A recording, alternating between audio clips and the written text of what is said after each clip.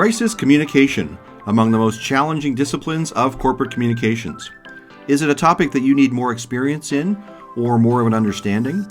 Do you have a plan but not necessarily a process to properly approach a crisis? Then this episode of Speaking of Media is for you. Bob Reid is our guest, yet another example in our podcast series of a journalist turned communicator. He illustrates what he does as a PR pro at his agency in Toronto, Veritas Communications, where he brings clarity and counsel to the often humbling and potentially devastating challenges of actual crises that his clients face. Stay tuned as we dive into what communicators must do to avoid the complications and mistakes that can detract from responding effectively in a crisis situation. Here on Speaking of Media, the podcast where communicators and the media come together to consider the world of mass storytelling.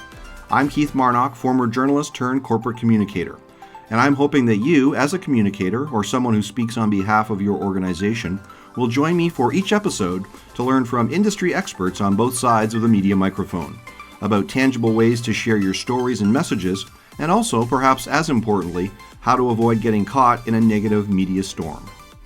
I've known Bob Reid since our university days at Ryerson in Toronto. We actually grew up fairly close to each other as kids, but never really crossed paths. Bob has always had a curious and open mindset, an artistic and creative flair that comes out through his music, and he is someone who isn't shy about expressing his beliefs or his take on a particular issue. These traits, along with the situations he has found himself in his career over the years, especially in politics, have set him up for success in the media and communications field. We spoke with Bob from his home studio in Toronto, Ontario. And so it's my pleasure to welcome to the Speaking of Media podcast, Mr. Bob Reid from Toronto, Ontario. Bob, really appreciate you taking the time to come on the show and speak with us tonight. You're another in a line of guests that we've had on and we're going to have on that I like to always say have been on both sides of the media microphone and really are going to appreciate some of the knowledge and savvy that you're going to hopefully share with us on the show. Now, Keith, the first rule of communications is managing expectations. So don't set that bar too high, my friend. Well, as I have explained to you and as our listeners know, this show is really geared most directly to communicators, mostly in a corporate setting, and in a more direct way, spokespeople, people who are assigned the task of representing organizations, be it companies or other groups. And you've had all kinds of experience on that. Maybe you can just give us a little bit of a sense of, despite my intro, a little bit of a sense of how you ended up where you're currently at with regards to your communications career. Sure. My resume is fairly simple in that it's got three rather large chapters to it. The first began in media. You and I, of course, met at the Ryerson School of Journalism way back when. That's right. And having managed to garner a degree from that institution, I set out into the world of broadcast journalism in radio. My first job was with a national radio news service called News Radio. And it was really broadcast news's chief competitor at the time. And so my first job in media was writing copy, intro copy to either voice reports or actualities, sound bites, and writing the scripts around those, packaging them all up, and then sending them out by satellite, which was pretty cool, to radio stations across Canada. So I started as a news writer and editor and worked my way up to becoming a reporter and newscaster. And that was my life in radio in different incarnations. General assignment reporter, Queen's Park bureau chief. I was the bureau, but never let the fine print get in the way for the news radio service. So I had radio stations across Ontario and across Canada taking my reports from Queen's Park from the Ontario legislature. And so that was an excellent start into a broader communications career.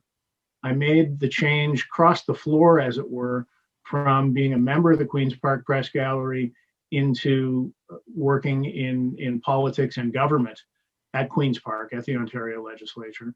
I started with the leader of the third party, who in those days was a relative unknown named Mike Harris. And he went on to become Premier of Ontario, elected in 1995, re-elected in 99.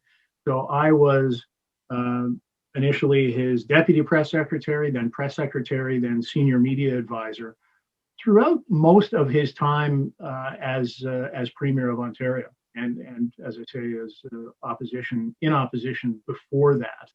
And that was a big transition for me because I switched sides of the microphone. I went from being the guy asking the questions to the guy who was prepping the guy who would have to answer the questions.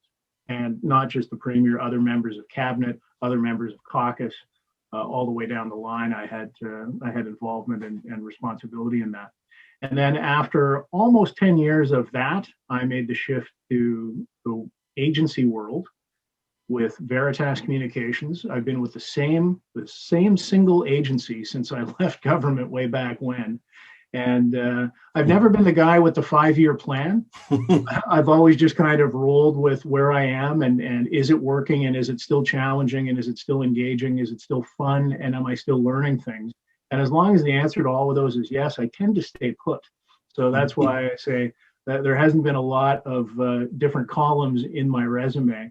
But to your point, I think it's set me up well for having a pretty good grounding in communications and media from both sides of it. Right.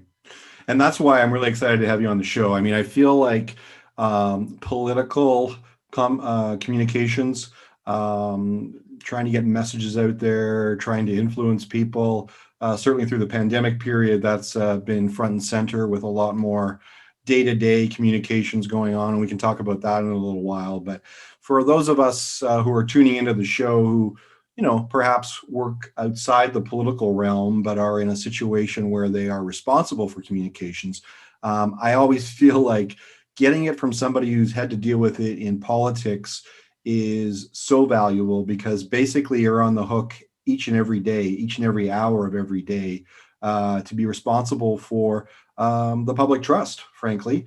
And you just get a lot more practice at it. Whether or not you actually are being asked on a daily basis, depending upon who or what you're working with, you need to be prepared to be speaking to the media every day. And a normal day in the life of a political communications person is probably a high-end issue to crisis for most people who don't run into having to deal with large issues on a regular basis. So what would you say to our audience, Bob, in terms of, from a very sort of 40,000 foot view, what have you found over the years has made people effective in dealing with tricky issues or crises? What's the thing what's the thread maybe that rolls through from a skills point of view that helps communicators the most? A couple things come to mind. The first is grace under pressure. You really need to be able to deal with unexpected things and pretty dramatic things, depending on the nature of the work that you're in and the kinds of scenarios and issues that you need to manage as a communicator. Obviously, in government, it's very high, it's very adversarial. As you well know, the political reporters who cover whether it's the legislature or City Hall or Parliament Hill, their first question, actually, whatever number question, is never, tell us all the wonderful things you've been doing on behalf of the people lately. It's a confrontation of, here's a problem. What are you doing about this? How are you going to solve that? What's wrong with this? Why isn't this working properly? So it's always very, very much defensive. Yeah. That's a hyper exaggerated scenario for most folks out there. In the corporate world, in public sector, in pretty much any other incarnation, you're not going to be challenged as hard. Although that said, if there is an issue that your organization bears responsibility for, and particularly if people have been harmed by it, whether that's personally or physically, God forbid, it can be a really terrible situation to be in, and highly, highly challenging. So that's why I say grace under pressure is essential. First of all, you have to be one of those people who can keep their wits when all about you are losing theirs, and to keep things in perspective while you're trying to manage the situation. You have to be nimble. You have to move quickly in crisis situations, or a hot issue situation. You need to be able to gather information quickly, process it quickly, and then work with that information to inform your communications. What are the important messages that you need to get out to the different audiences who may be listening? People who are directly affected, stakeholders, customers, clients. There can be a tremendous range of different audiences and audience segments that you need to meet. And again, you need to work quickly to identify, okay, who is it we need to speak to? What is it they need to hear from us right now? And how quickly can we get that information out? Another key element is perspective. Being able to, first of all, have perspective about your organization's place in the world, and perspective in terms of how the situation at hand is impacting on people. Because ultimately that's what it comes down to. How does this affect people? How is this affecting people? And what steps are being taken to address it if things have gone wrong, to make them right? If something needs fixing, how is that going to get fixed? If there's a problem that needs to be solved, how is that going to solve? How is that going to get solved? So a number of different dimensions all come together in issue management when things really are on a hard boil. Yeah, and I think that those attributes or traits, I would say, go hand in hand, if not directly in hand with being prepared and having plans. And we talk a lot about that in crisis communication and preparation. You can probably guess at a good 80% of the bad things that are going to happen to you. Crisis often happens into that 20% area where it's a little bit more unexpected. But that said, keeping your wits, I think, is a great point, because I think even well planned, even anticipated, when you know it's hitting the fan and the phone starts ringing, you actually know it's a crisis by the amount of perspiration that you find on the hand picking up the phone, I think, in many situations. Right? You just touched on another important aspect of good communications preparedness, and that's planning. And that is the wargaming exercise that every organization needs to do before anything goes wrong. And that means taking stock of your organization, your operation, whatever business you're in, whatever service you provide, whatever the focus of the business's work is. What could go wrong? What has gone wrong in the past, either with this organization or others in the same field? What are the kinds of things that on the worst day might happen? And identifying those things, building scenarios where those things might happen, and then having a plan in place, a crisis management and emergency management plan, so that when, God forbid, something like that happens, you're not starting from scratch. You're not going, oh my God, what do we do? Who do we need to call? Who do we need to pull into a room together? Whose responsibility is this? Those are the kinds of steps that you need to have planned out ahead of time when it's smooth sailing, so that if you have to, break the glass and sound the alarm, then everybody knows what their assigned roles are. So who is your crisis management team? Who are the ones who are going to begin the work of developing the responses and the messages? Who are the spokespeople who are going to carry those messages forward? Before you get to that point, who are the approvers who are going to have to sign off on it?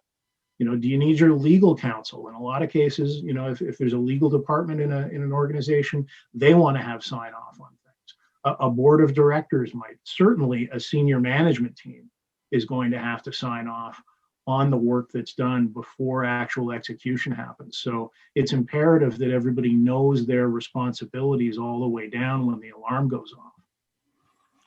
Being in that situation, I can totally agree with that. I also can push back on that a little bit, and I know that I get this pushed my way in terms of sort of a devil's advocate perspective. Having a plan that is been drafted, perhaps by former employees, a former regime, if you're changing people all the time, having those sit on the shelf, and suddenly not having gone through the scenarios or worked through what's going on can really be a detriment. There is some thought around at least having people understand the process.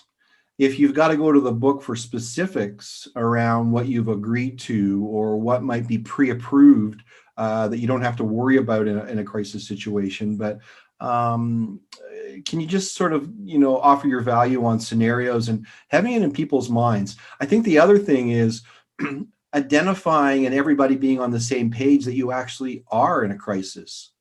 Sometimes that's not a commonly held thought, and for everybody to understand that you have kind of flipped the switch and we are into a crisis mode. I often think that it's like at the tennis club we've got the defibrillator, and it's nice to have that there as a sort of a backup. But only so many people at the club know how to use it, and who is actually going to pull that thing off the wall? What's going to be the determinant for that to kind of spark a reaction? Who's willing to rip a shirt off somebody to put that on? Is that really what needs to happen? And that comes with a little bit more of a depth of understanding, like you say, perspective. I love that. Being able to give context to what's going on and really, being confident about acting on big issues or problems as they arise. You can't plan for every contingency. You can't plan for all of the unknowns. That's a fact that everybody has to acknowledge and understand. But there are a lot of things that you can plan for. And there are a lot of decision points that are fairly black and white or should be in terms of that gradient scale. As you say, when do you pull the defib off the wall and open somebody's shirt up? You need to have those established ahead of time so that there's no doubt about it, that we've got to move quickly and now is the time to take that step. I know that's easy to say on the one hand, but it's also one of those things. It's amazing how many organizations don't give enough credence to that and don't give enough forward planning to it. And the other thing about your defibrillator example is if whoever's pulling it off the wall also has to start for the first time reading the how-to instructions, the how-to guide, then that hasn't been properly planned out. And if you've got a dusty crisis communications plan or issue management plan sitting on a wall or sitting on a shelf rather, and when something bad happens, you have to start at page 1, then your team's not ready. The first couple of steps, knowing who has to get called into a room together or who needs to be notified and who needs to be activated, those are the kinds of things that people need to have as walking around knowledge, not, oh, gee, let's pull out the book and start from page 1. And maybe, at some point we'll be able to actually respond to this. So being current on at least the initial steps is critically important, because there's never enough time. There's never enough time to adequately do the perfect job. You got to do the best job you can as quickly as possible. And certainly speed is of the essence, and that's a corresponding scale to the severity of the issue.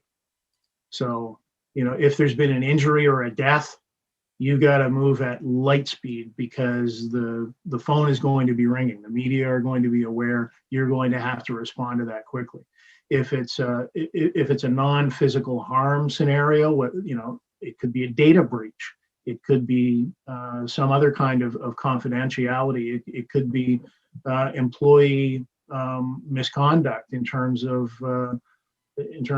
fraudulent activity, or I'm blue skying things here, but there's a range of things that can suddenly put an organization on the hot seat and having to move quickly to be able to take action, respond, and account for their actions. Is there anything that you see? Obviously, if none of those things happen properly or happen well, an organization can get into hot water and end up calling Veritas Communications or someone like yourself. But is there anything that communicators that you see in a routine or typical basis do early on in something like this that makes it worse? That throws proverbial fuel on the fire that people should be aware of to try to avoid? Silence.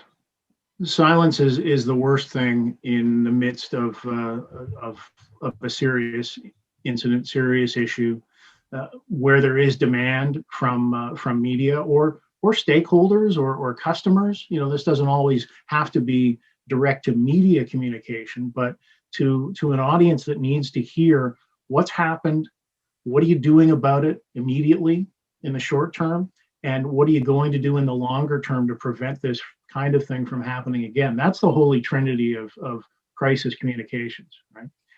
So silence is your enemy there, because the longer the people who are demanding information don't get it, the greater the likelihood that that vacuum is going to be filled by other things, and the greater the likelihood that your silence will be misinterpreted. Because if you're not saying anything, then it's up to the imagination of the people who aren't hearing from you as to what your silence says or what that suggests about the way you're operating things. So, back to your question was, what are things that take a bad situation and make them worse? That's one of them. Slowness and silence, and the two go hand in hand. Turning that around, thinking of examples of very good crisis communication, they tend to be the ones who move quickly, the ones who are as transparent as possible, and as forthcoming as possible, and as honest as possible. And key to that is being able to say, I don't have that information at this point. We're moving as fast as we can. Here's what we know till now. But here are a number of things that we don't have answers on. We're going to get them, and we're working right now to try and get them. And the next time that we speak, I anticipate having more answers for you. But those who demonstrate engagement, the we get it factor, we know this is a big bad thing, and we're on it. We're taking action. The sleeves are rolled up. We are on the case. That's the first single most important message in any circumstance, demonstrating that you get it and demonstrating that you're taking this seriously and you're moving as fast as you can to try and get answers, to try and address the immediate situation and then the longer term situation. I often talk about getting ahead of the issue when you get into a crisis situation. Defining that sometimes can be a bit of a tricky procedure. How do you, at your organization, characterize getting ahead of an issue, and what are some ways you can do that, or some examples of how that gets put into action? Well, the rule of thumb on this kind of thing is it's way better to have one really bad day than a series of not quite as bad days, but the death by 1,000 cuts kind of thing. Right. Day after day after day of yet more bad news, of yet more revelations. If you're able to, and you're not always, you aren't necessarily in this position, but if you're able to get all the bad news out in one fell swoop, that's a lot better than, as I say, a steady drumbeat, a drip, drip, drip of revelations that put a fresh top on the story and make it news all over again, day after day after day. It's better to lance that boil at the outset, do it yourself, because if you are the bearer of the bad news, you're also the framer of the bad news, or at least you get to attempt that. Right. If you're responding to it, if others are breaking the next bad development that's come out of it, then you're constantly playing catch up. So, and these are hard decisions to make. One of the natural instincts in any organization, and I've felt it myself, is you know, the self-preservation aspect, that, this just looks terrible for us, and I want to try and contain as much as possible and minimize the bad story that's out there. Of course, you want to try and do that. And that can be detrimental, though, if you're putting yourself or your organization, those interests, ahead of the interests of those who have been wronged or affected or negatively impacted by the issue at hand. That is a critical mistake, because it's not about you at this point. It's about them. It's job one has to be acknowledging the needs of those who have been affected, impacted, harmed, and detailing the action that's being taken to address that, not thinking first and foremost of how do we protect our reputation, how do we protect our brand. Because if you get that wrong, the damage to your reputation and the damage to your brand is going to be way, way, way worse. It's kind of like the crime and the cover up, right? The cover up is always worse. And so if there is any kind of cover up, and I'm using air quotes there, but minimization, not recognizing, not understanding, not doing the right thing in the midst of an urgent issue, that will bite you twice as hard down the road versus, boy, this was a bad thing, but look how transparent they were. Look how honest they were. Look how forthright they were with everybody and in their approach to it. Yeah. And I want to talk about authenticity, but again, thinking about our listeners on this podcast, even if you get all of that right, sometimes you have to influence people within your organization, specifically your senior leaders, that's the way. And if they don't have that as part of their thinking, that's where delay can happen. That's where internal strife can cause delays and can make for a bad response, basically. And that's what is sort of the end product sometimes of you don't mean to be that way about it, but the realities are, especially as an organization gets larger and larger and there's more and more interests involved, that it can be a difficult thing to pull off. You have to have a certain amount of grace under pressure to deal with your own people as much as sometimes those who you are responding to. I'm sure you see a lot of that in the work that you do once someone comes to you.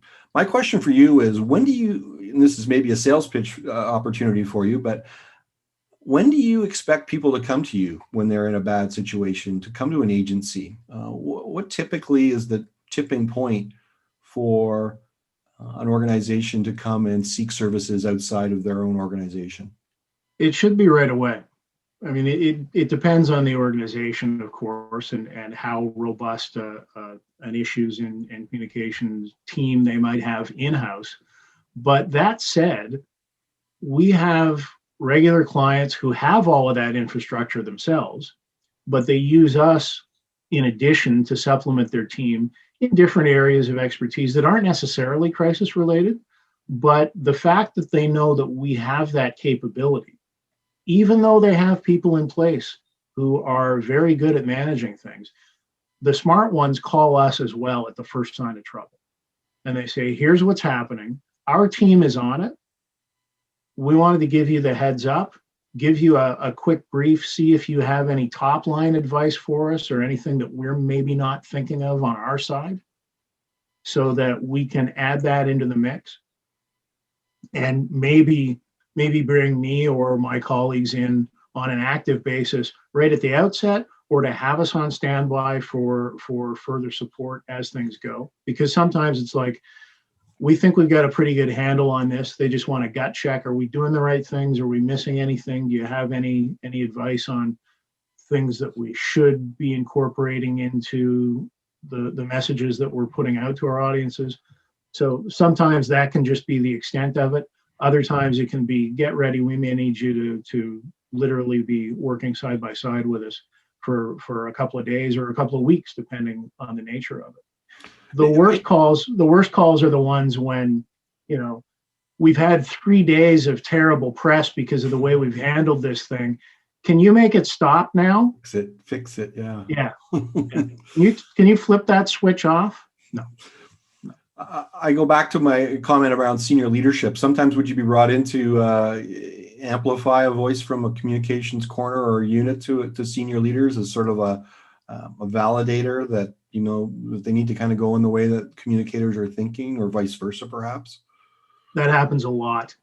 And it always pains me for the in-house folks who have already come to the same conclusion that I have, that have already recommended the best advice, but the boss isn't taking it for some reason, right? What's the old adage of prophets never recognized in their own country? Like, right. It can be, and it's so unfair. And I always feel for the people when it happens. There can be tremendously bright people who see exactly the right way forward. They've made that recommendation, and they get, well, let's get some outside counsel and see what they think. And they'll hear the exact same thing from outside counsel and go, yep, that makes perfect sense. That's why you guys are the professionals. That's why you're the experts in this kind of thing. Right. When you can sometimes, as I say, be exactly on the same page as in-house. So look, if that's what it takes to tip it over the top of the hill and make it happen, I'm happy to help do that. So we talk a lot about this on the show about, not saying anything, the no comment world, and trying to shut down and become, get back into your own shell and not go anywhere. We agree, and we'll keep iterating that that's not the way to go. Now, in the age of social media, we've got some, enthusiastic, inventive, innovative leaders who are wanting to jump in and speak and offer commentary and so on. Again, I think it's a great thing to try to be more authentic, to be more open and obvious to the people that you're serving, whether it's a private or public organization. But I'm sure that there's just as many problems that result from that as there are in not talking about something, and that you can invent your own, again, crisis by sticking your foot in your mouth as much as not saying things. Any war stories about something like that, or what you perceive around that? People who want to do more and say more, but can sometimes be called out or highlighted when there's perhaps another example in the news, and a bad story that's gone wrong in the past keeps getting repeated on a company. Yeah. Well, there are two extreme ends of the scale, right? There are the CEOs. Let's use that title for what, it can be anybody at a senior level, but there are those who are absolutely petrified about ever putting their heads up or saying anything publicly or talking to media or coming up out of the foxhole when things are bad. That's the one end of the spectrum. The other is I'll handle this. I know exactly what to say, or I haven't even consulted with anybody, and I'm on Twitter already responding to it. Right. We've seen 4 years recently of how unfettered social media rants from the top or comments or whatever you want to call them can create untold numbers of issues themselves. Right. So, but my point is, there are sometimes those who have no hesitation to plunge in themselves from a very senior level and to use the social media tools that let them connect directly with their audience. That can be a very good thing in terms of transparency and responsiveness and authenticity, but it can also be disastrous if it's not done properly and if it's done single-handedly. Because in a crisis situation, there's no one person who has all the answers. There's no one person who can be just pushed out the door and let to their own devices, and they'll handle it perfectly and everything will be fine. Some senior level executives are tremendously strong communicators and are huge assets in dire situations or extreme issue management challenges. But another thing is, you don't necessarily lead with your ace all the time as well.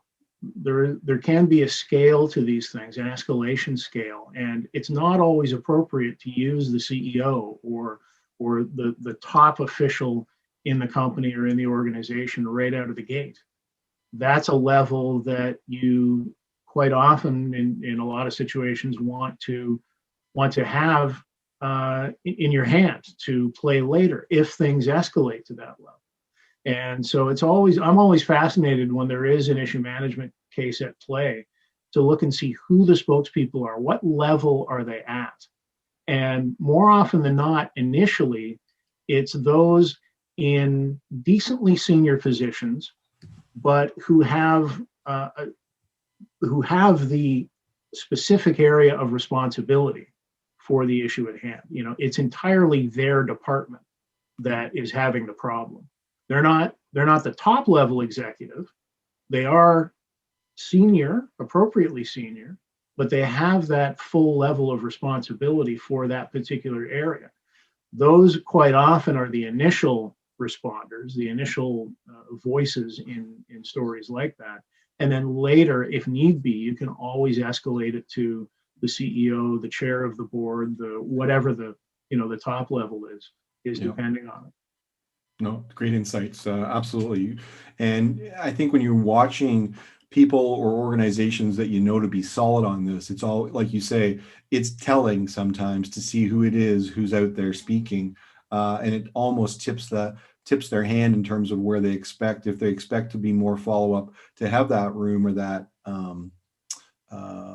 luxury, I would say, of deciding if it were to escalate, you could come down with the hammer with a higher ranking person at some point to step in if they think that it's going to go there. So, but there are those times when the top dog is the only one who can appropriately be out there. That there is no multi-level escalation when it's so big, when it's so serious that you need the highest level authority to be the voice and face. Yep. And examples that come to mind are, look throughout the pandemic. We've seen health ministers and medical officers of health, but first and foremost, we've seen the prime minister. We've seen premiers in different provinces. We've seen the mayors of the cities, right? They're the ones that we're seeing and hearing from first because they're at the top of the leadership pyramid or diagram. Right. And then they'll be supplemented by the others. Or thinking back to one of the greatest recent memory examples, Maple Leaf Foods with the listeria outbreak. Right. And the CEO there immediately coming into play and being the one who was fronting the initial response and then the subsequent updates, demonstrating that right from the top of the organization, they were engaged, they were taking it as seriously as possible, they were committing to doing everything they could to try and make things right and to address the serious challenges that were at hand there.